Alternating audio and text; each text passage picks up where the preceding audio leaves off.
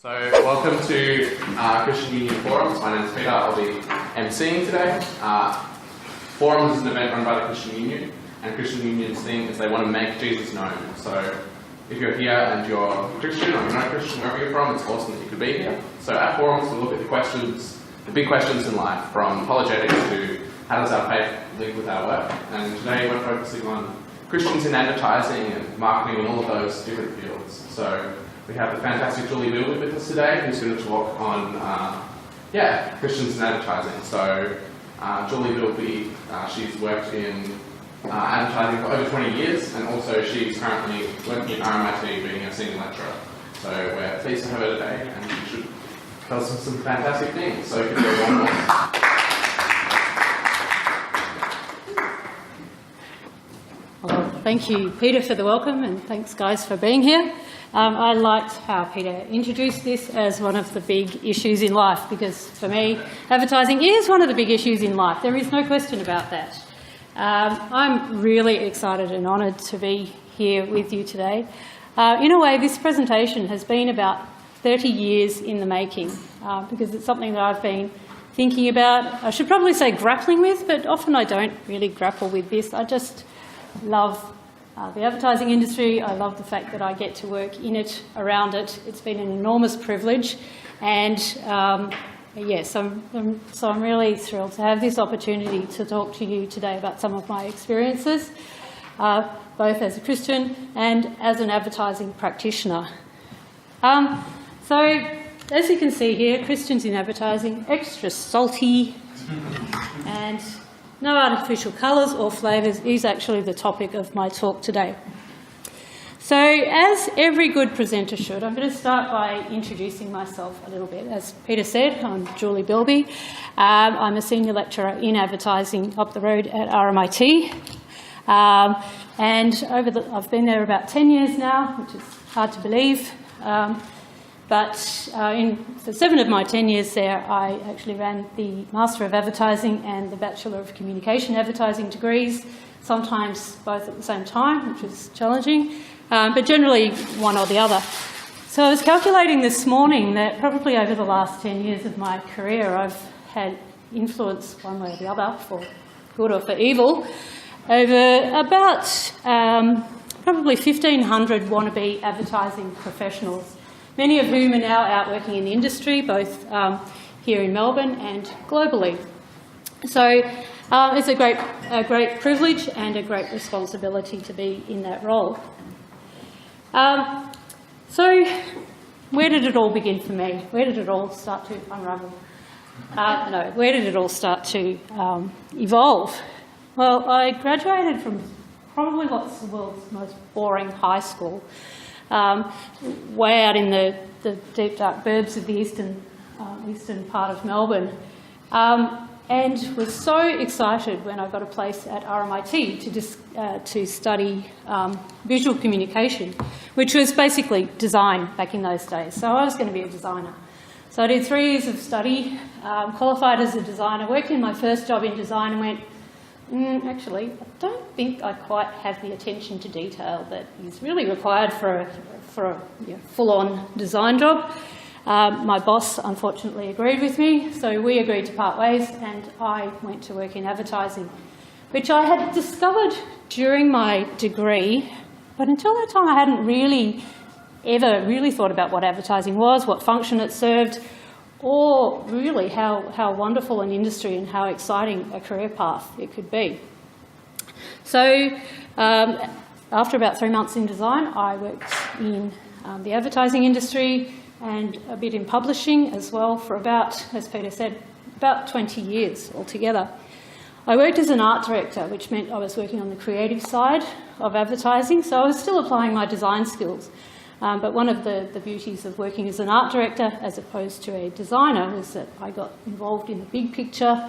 I got involved in the conceptualisation, more in the marketing and the business side to some degree. Worked with photographers, illustrators, models, you name it. I worked with an amazing range of very talented, very creative people and had a wonderful time. It was one of those roles where I used to get up in the morning and go to work and go, I can't believe I get paid to do this. At the same time, simultaneously, I met my husband. In fact, I met my husband on the first day of uni. So I always tell my students, be very strategic about who you're sitting next to on your first day. It could work well for you, it could go very badly. In my case, it went very well for me, and I've been married now for many, many years, and my husband also ended up working as an art director in the advertising industry as well, which is a role he's only just left. So you can imagine sometimes the conversations that we've had as a family around the dinner table, particularly in this space where faith bumps up against advertising or bumps up against ethics and society and all the things that we're quite intimately involved with as advertising practitioners. And I have to say, for myself, I had much less of an issue with it than my husband.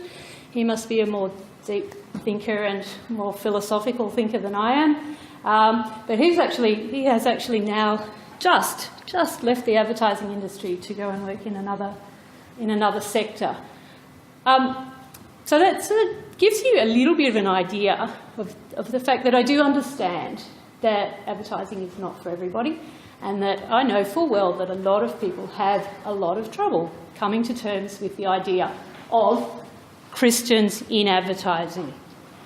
But I also, having gone along on my husband's journey, as he has grappled and sometimes been very uncomfortable with the advertising industry, compared with my own journey where I just adored every minute of working in advertising. I still love the role that I have. I love the opportunity to develop up-and-coming advertising practitioners and to see people developing as creatives, developing in this very exciting realm.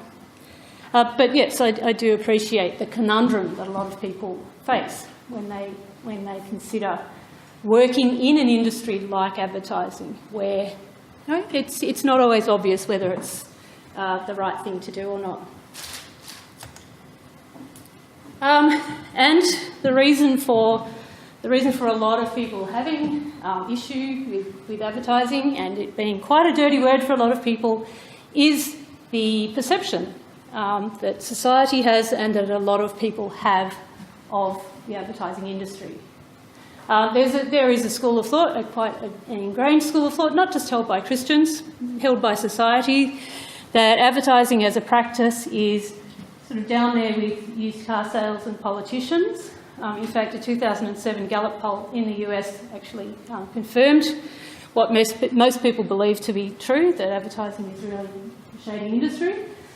And to some extent, that reputation, unfortunately, is deserved. But what I'm here to talk to you today is about the fact that, A, Christians can have a place in advertising, that it can be advertising or related industries can be a fabulous place for Christians to work, that as Christians, in whatever field of work we're in, we have enormous responsibilities and great privileges, that we need to understand the good and the bad, the pros and the cons of whatever field of work we're going into, and everything we do as Christians is to be for the glory of God.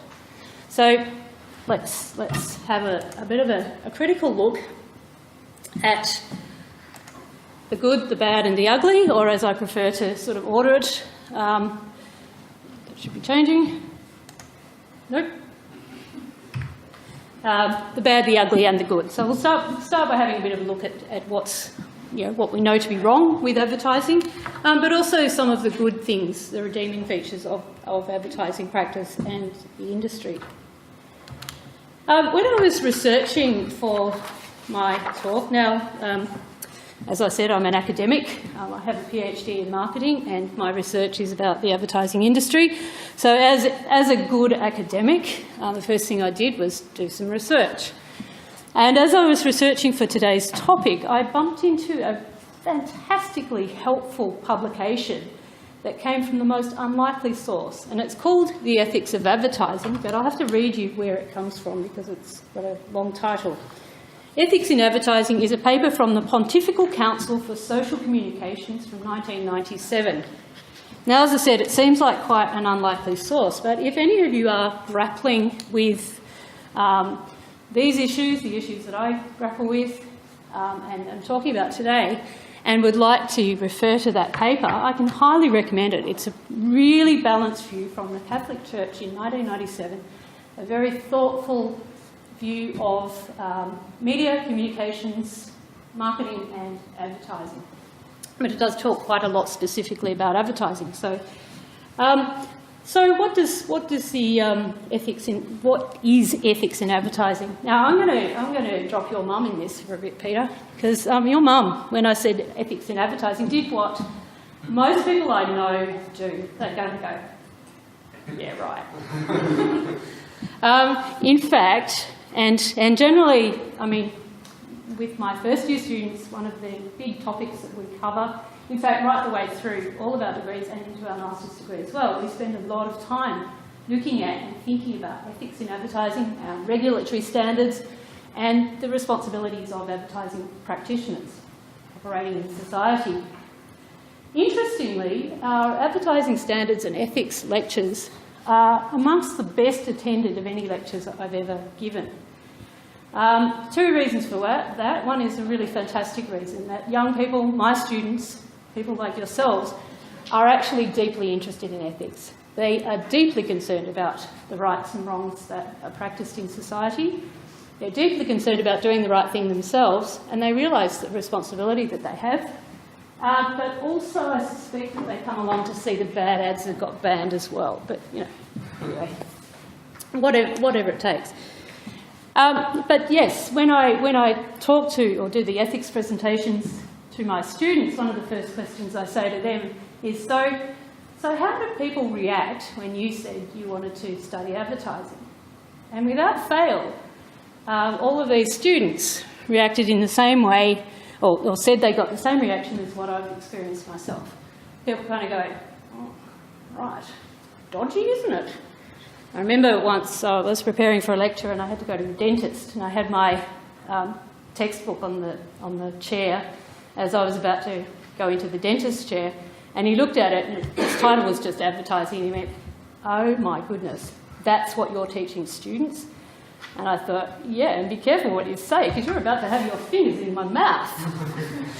But that is a fairly standard reaction, that sort of raised eyebrows, that sometimes I feel like if I tell people I work in advertising, I kind of get the same look as I would if I said that I worked at a strip club. So, not great. But as I said, there are reasons for this, and let's address them head on. So first of all, the first things to say about the advertising industry, and again this comes from the Catholic Church Ethics in Advertising document. First thing to say is that advertising has a profound impact in today's society. It impacts how people understand life, the world, themselves. It informs their values sometimes and their choices and behaviour. Having said that, we can't overstate the power of advertising either. People do need to take responsibility for their own actions, behaviours and attitudes. If we're defining advertising, which we should do, an advertisement is simply a public notice that's meant to convey information and invite patronage or some other response. Advertising has two very basic purposes. One is to inform, the other is to persuade. Sometimes they happen independently of each other, but often they happen together.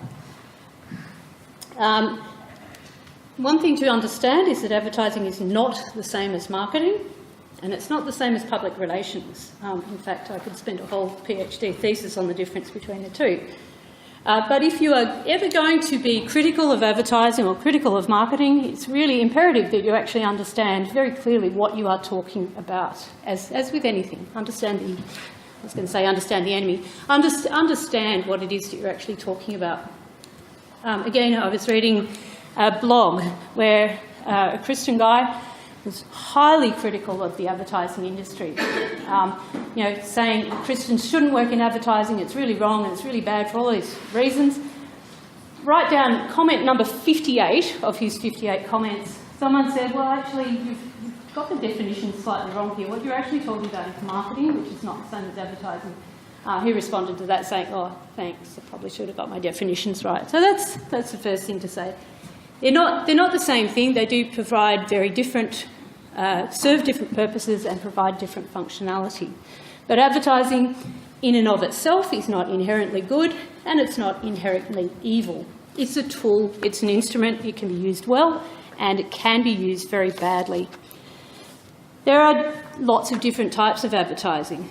There's commercial advertising for products and services. There's public service advertising on behalf of institutions or programs or causes. And there's political advertising, which you're all very familiar with at the moment.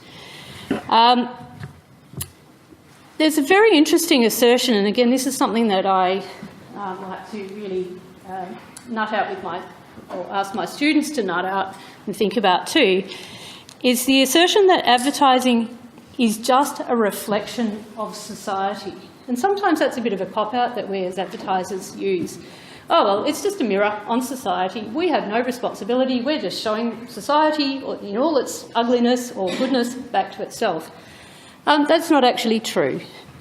Yes, advertising can be a mirror, is a mirror on society, but it also helps to shape the reality it reflects, and it may also present a distorted image of reality. So let's very quickly run through what's bad and ugly about advertising, and then we'll move on to some of the good things. First of all, advertisers are selective in the values and the attitudes that they encourage and promote in their advertising. Some aspects of society are enhanced or talked up, while others are ignored altogether. And you see that sometimes with underrepresentation or misrepresentation of different cultural groups or different interest groups in advertising. So it can be distorted, and it may not accurately represent the makeup of society. There's also a very prevalent impression that advertising conveys that an abundance of stuff or possessions leads to happiness and fulfilment, and of course we know that's misleading and frustrating.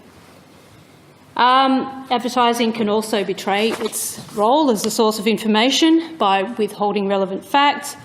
It's often not just used for information, but can be used to persuade and motivate, to convince people to act in certain ways by certain products or services, or conform to a certain ideal, which is not always good or right. And there's also the risk that advertising can propagate values that affront human dignity and the common good, and advertising is not always good, and it is not always neutral. It can also have a corrupting influence on society and society's values. And there's a couple of really powerful examples of the damage, I'd say, or the misleading representation of lifestyles and values that advertising is currently responsible for. One of those, I would say, is in the area of influencer marketing or advertising. And the other is in advertising to children, where children are encouraged to pester their parents for the things that they see advertised, the products they see advertised. And that term pester power is actually a term that is used in advertising, that is talked about in advertising. And there is a view that we want kids to pester their parents into buying stuff for them. They couldn't actually go to the shop and buy themselves. So there are some things that advertising needs to be quite ashamed of at times. Advertising too contributes to some really terrible stereotyping of particular groups that place them at a disadvantage in relation to others. But the flip side of that is that stereotyping is not in and of itself necessarily bad. Stereotyping can actually be a shortcut to communication, and that's again something that we work through with our students. We think of the stereotype of stereotyping is that it's bad. It's not necessarily the case. So there's some of the uglier sides of advertising. But what's good about advertising? Advertising is a necessary part of a functioning modern market economy. It can be a useful tool for sustaining honest and ethical, responsible competition. It can inform people about the availability of new products or services, or can inform people about really important issues and social issues that they need to be aware of and respond to, and perhaps change behaviours in response to. And you've all seen some really powerful examples of advertising used well that brings about social change. So, for example, the TAC commercials, which have really been shown over time to be very effective in changing people's behaviours around drink driving, around texting and driving, around speeding and so on, or the incredibly successful anti-smoking or quit advertising campaigns. So advertising can effect very powerful and very good change. Another good aspect of advertising that a lot of people don't think of is the fact that advertising pays for a lot of the media that we enjoy for free. So, for example, YouTube, and I believe this talk is going on YouTube. If it wasn't for advertising on YouTube, YouTube would not have the revenue that it needs to sustain itself as a platform. So advertising actually contributes revenue to a lot of the things that we enjoy for free. Advertising can actually uplift and inspire people and motivate them to behave in ways that benefit themselves and others. And I really like, again, this is a comment from the pontifical statement, advertising can brighten lives simply by being witty, tasteful and entertaining. Some advertisements are instances of popular art with a vivacity and elan all of their own. So in other words, advertising can just make us smile. It can just make us feel good. We can see something, enjoy it, just for the sake of enjoying it. So advertising can entertain us and make us smile in a good way, or make us feel something in a good way. And of course, a lot of organisations, social institutions, including churches, use advertising to convey information about their own messages. But with great power comes great responsibility. And I don't know if you knew that Spider-Man, that statement is actually attributed to a Spider-Man movie, but there you go, it is. But just as Spider-Man himself found, great power leads to great responsibility. Advertising has great power. It is has potential to be very influential for good or for evil in our society. But as advertising practitioners, as people that commission advertising, perhaps you in the future will be commissioning advertising or working with advertising agencies or advertising organisations to produce advertising. We have enormous responsibility to use this power that we have for good, particularly as Christians. So advertisers, that is, people that commission advertising or pay for advertising or disseminate or prepare advertising, are morally responsible for what they are seeking to move people to do. So if you want people to buy your product and you are presenting a message to them, the way that you present that message has to be really very carefully and responsibly thought through. Is this product or is this thing that you're asking them to do or purchase or behaviour that you're asking them to change, is that really good? Is that good for individuals? Is it good for society? Is it something that you, as a Christian, in all good conscience, can say to somebody? I have a really lovely book called The Craft of Copywriting. And when I'm teaching copywriting to students, so copywriting not being patents, copywriting being the writing of advertising copy, that took me a long time to work out the difference. But when you're writing copy, this book suggests that you think about the person or your audience, the person that you're writing to, as if it's somebody that you know. So it says, you know, you wouldn't roll up to somebody, you know, your neighbour on the street and start insulting them or shouting at them or telling them lies or saying things that were really you know, derogatory in any way. You'd speak to them respectfully. You'd speak to them you know, in a way that was engaging them, in a way that had meaning to them, and you'd tell them facts and information about the product in a way that was meaningful and useful to them. And I think that's a really good principle for the way that we, as you know, advertising practitioners or people commissioning advertising, think about the messages that we give out. Would you say that to your mum? Would you say that to your best friend? Would you speak to people in a way that insulted or demeaned them? Would you show them images that were going to make them feel really uncomfortable, or you know, confront them in a very negative way? So we need to think about whether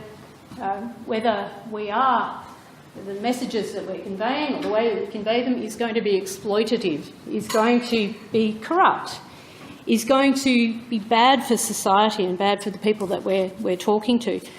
Another big challenge that I have, and again, I'm still grappling with this one. A lot of my research is about consumer behaviour, in particular consumers in China, and I'm starting to be a little bit uncomfortable even with using the word consumers. I'm starting to think that maybe I should use the word audiences instead, because consumers just implies that people are there to, you know, to take, you know, to consume, and it does imply a sort of a faceless mass. It's more challenging if you think about individuals in an audience, or if you think about audiences, because, you know, they're made up of human beings. So even just in the way that we think about the people that we're talking to, rather than sort of thinking of them as a big dumb mass, remembering that they are individuals and that we don't necessarily just want to propagate consumption for the sake of consumption. So there's a lot of issues to think through. When, you know, even today, some advertising is simply untrue, deliberately untrue. So, you know, there's a responsibility there for people, particularly people that are working in advertising or people that are coming up with advertising ideas. Is this true? If I said this, you know, am I telling the truth, or am I being misleading or deceptive? Now, that's, you know, it's not to say that we can't use jokes or puns or exaggerate. A lot of the best advertising is based around exaggeration. But there is an acknowledgement that the people that we're talking to, our audiences, are actually rational and intelligent human beings, and that they do understand exaggeration. So sometimes exaggeration can be a good tool. People know that you're not lying or setting out to deceive. So there is a difference there. But yeah, having said that, advertising shouldn't deliberately set out to deceive by what it says, what it implies, or what it fails to say. And above all, it should respect human beings, their right to make responsible choices, their freedoms, and give them the information that they can so that they can make responsible and informed choices. Advertising also needs to take particular care with respect to vulnerable groups or groups of people. So children and young people, people with mental health issues, the elderly, the poor, the culturally disadvantaged, both to represent them fairly and equitably in the advertising we portray, but also to speak with respect to minority groups. So all of that leads to the idea that, the observation that I have had over my career in advertising, and that is, though, that most people working in advertising, the vast majority of people working in advertising, really do have a good sense of ethics, a strong moral value, strong sense of right and wrong, and most people working in advertising don't actually set out to deceive or manipulate or treat people badly or misrepresent. That thankfully in the time that I've worked in advertising, I have actually seen a shift. So when I first started working in advertising, I remember one of my creative directors saying to me, you probably heard this saying, all publicity is good publicity. And I remember thinking, really? Really? I don't think so. As time has gone on, I've realised, and the advertising industry itself has realised, that all publicity is not good publicity. Publicity, bad publicity, and alienating or aggravating the society, your audience, is actually really bad for brands. It's really bad for organisations. Advertising, like most of society, is really starting to think much more about this word, and it's become a cliche, but the word authenticity, which is why I part of the title of my talk was No Artificial Colours or Flavours. Authenticity. Now that's really important as a value for us as Christians. We need to be transparent, accountable, honest, candid, completely ethical in all that we do and say, but also, the same goes for the advertising we produce or think about. If our advertising is deceptive and misleading and dishonest, and the product that we're promoting and saying is really wonderful turns out to be an absolute dud, pretty soon people are going to cotton on to that, and there will be a backlash, and that will generate publicity, and not all publicity is good publicity. So there's a real responsibility there, not just to your audiences, but also to the organisations that we're producing work for. So, great power, great responsibility. This image here has a really, really interesting story behind it. The billboard that you can see up there is one of a series of billboards that ran in Florida for many years. It started out in 1999 when an anonymous client paid an ad agency in Florida $150,000 to create an ad campaign to reach people who used to be faithful to a religion but had drifted away.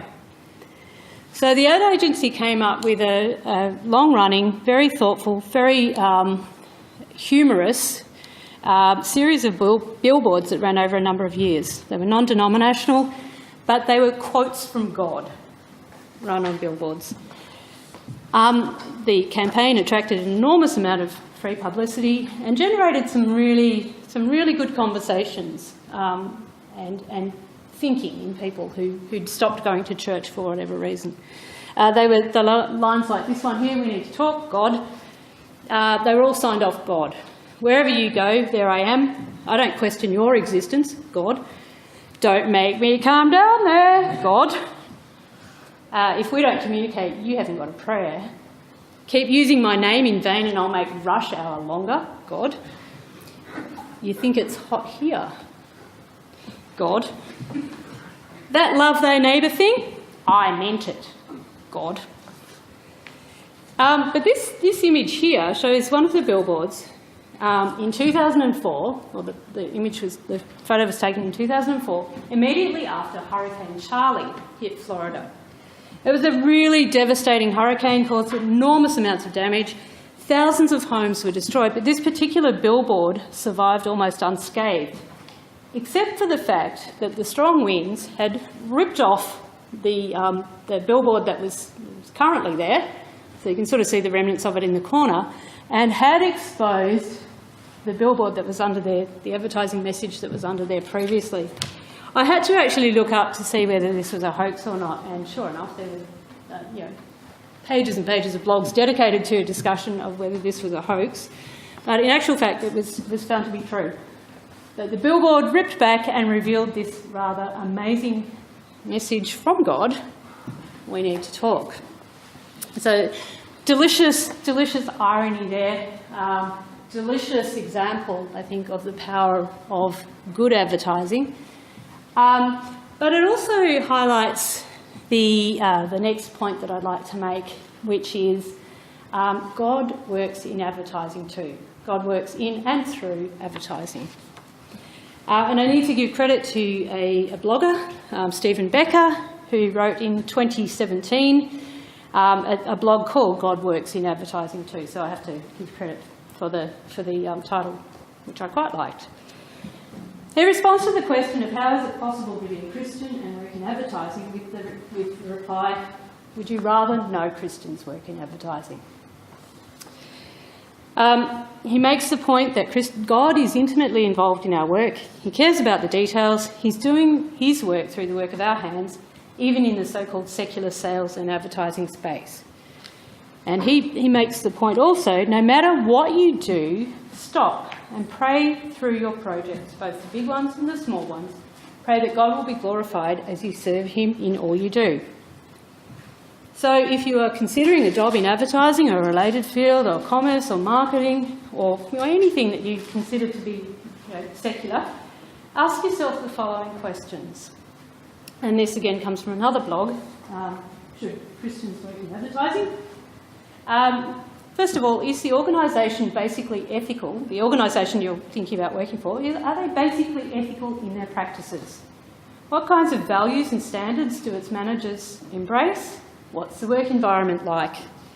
How does staff talk about their colleagues and their audiences? Are they out to simply manipulate people?